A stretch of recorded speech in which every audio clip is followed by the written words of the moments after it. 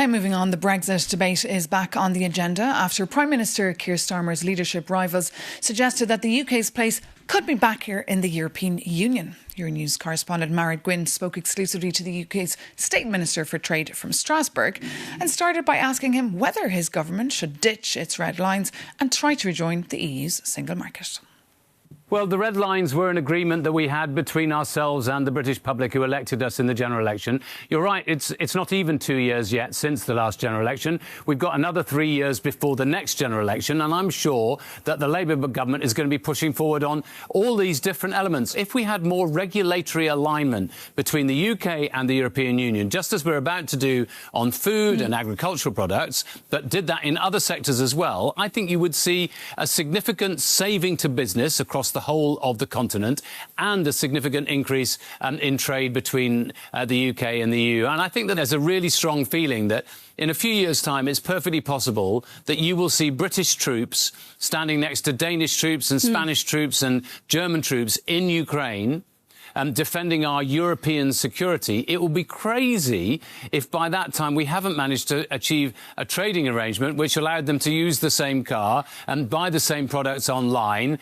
and use services across the whole of the continent as well. Yet while you're pushing for this, your government is clearly on very fragile ground right now. There will clearly be eventually an official leadership contest, and one of the challenges of former Health Secretary Wes Streeting has already adopted a much bolder line on the post-Brexit relationship, saying there needs to be a special relationship and even the possibility of rejoining the EU. Should that now be the Labour Party and the Labour government's line as well? Look, I've been a Remainer from the beginning of time, and I remain a Remainer, and I will remain a Remainer until my dying day. So, of course, I would love to see the UK as a member of the European Union, but a vote was taken in 2016, and we had a general election in 2024 in which we made commitments to the British public, which I don't think we're about to surrender.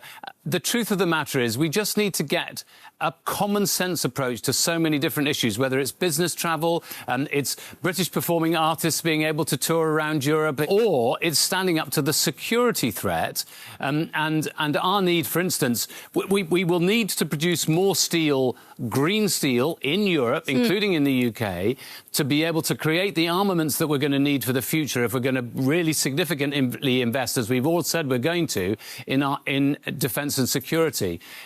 Now, if we're going to do that, we need to make sure that we have a good deal between the EU and the UK on steel, for instance. We need to make sure that British cars and electric vehicles can be sold in the European Union without additional burdens. All of these things, I think, to be honest, are just common sense. You also mentioned steel. The EU has recently halved its quotas and doubled its tariffs on foreign steel in response to the more hostile international landscape it's operating in. Are you afraid that the UK will be caught in that? So on steel, we are having very productive conversations with steel. We ourselves are introducing new steel trade measures on the 1st of July, just as the European Union is. We need to make sure that we don't provide a problem for each other, because, frankly, the problem about overcapacity in steel, which undermines sovereign steel capacity on the continent of Europe, is not provided by us. It's provided by China and some other countries in the world. But I'm very confident that we will come to a good arrangement on that. In relation to the idea of a European preference, a préférence européenne or Made in Europe campaign, I'm very confident that people accept this idea that the supply chains, in particular for cars and electric vehicles across Europe, include the UK. And if we're going to make sure that the whole of the continent of Europe prospers, I think Made in Europe will have to include the UK as part of that agenda.